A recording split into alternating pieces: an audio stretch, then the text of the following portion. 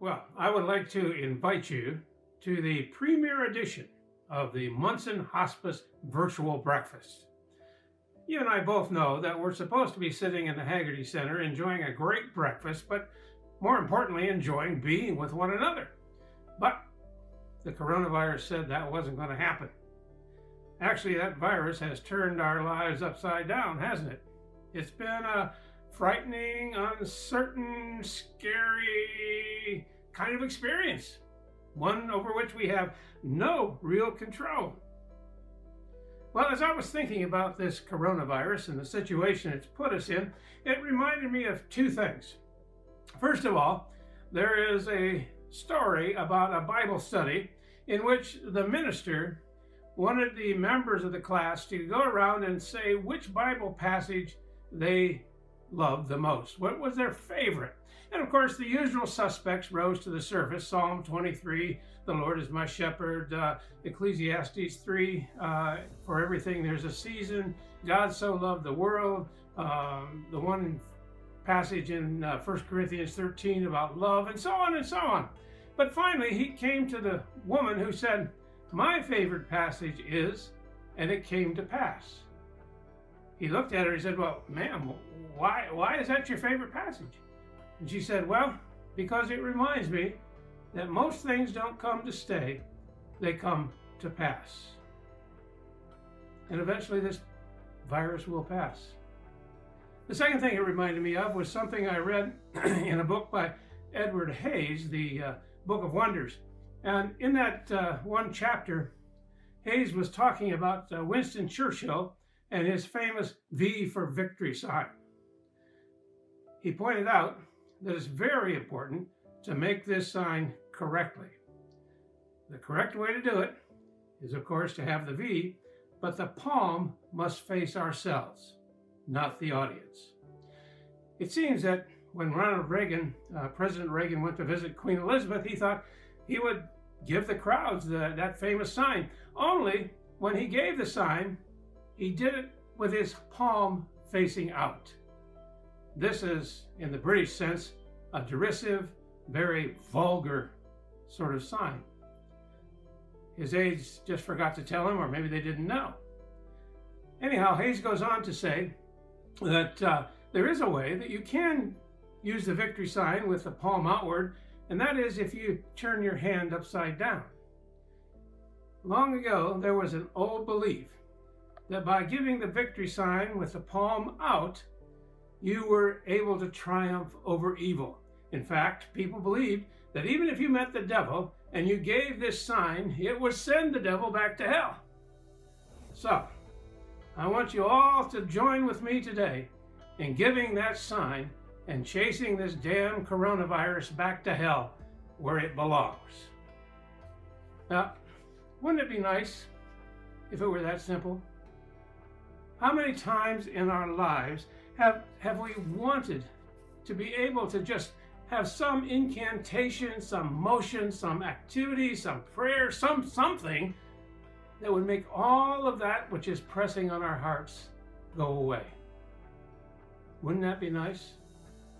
Except it doesn't really work that way, does it?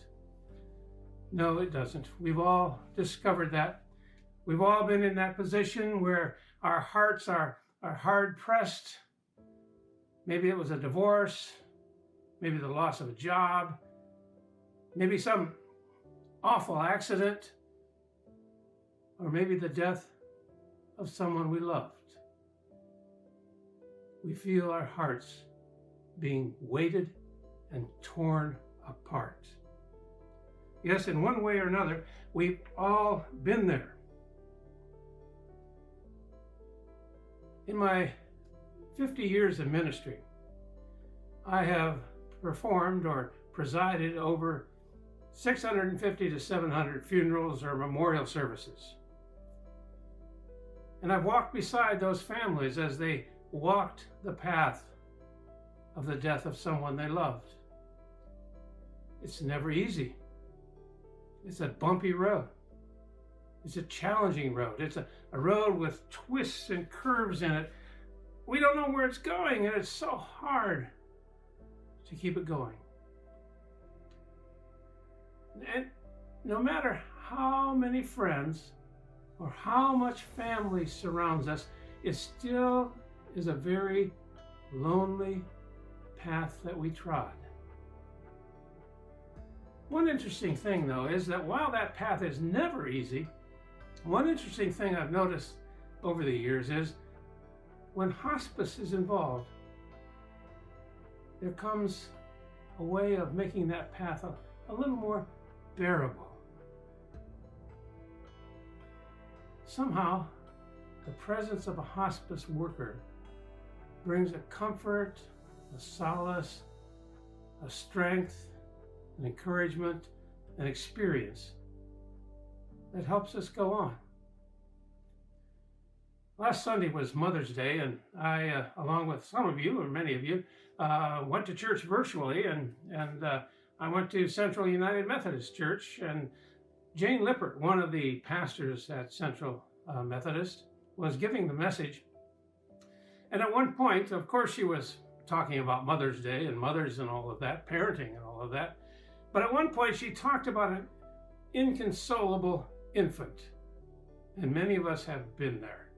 The sobbing goes on and on and on, and it just can't stop. And we don't know what to do. So Jane says, we pick that infant up and we hold that child gently to our chest. And maybe we rock a little bit, and maybe we sing a quiet song or talk softly. And the sobbing will go on, but gently, over a little time, that sobbing will cease, and the baby will come to a sense of peace. Jane said she's not sure why that happens. Maybe it was the holding close, maybe it was the singing or the rocking, or maybe it was just luck. But Jane said, and I agree with her, that it probably has to do with the fact that that child is beginning to hear the parent's heartbeat. And eventually, the two hearts, the parent and the child, those two hearts start beating as one. And when that happens, the peace and the calm and the comfort come.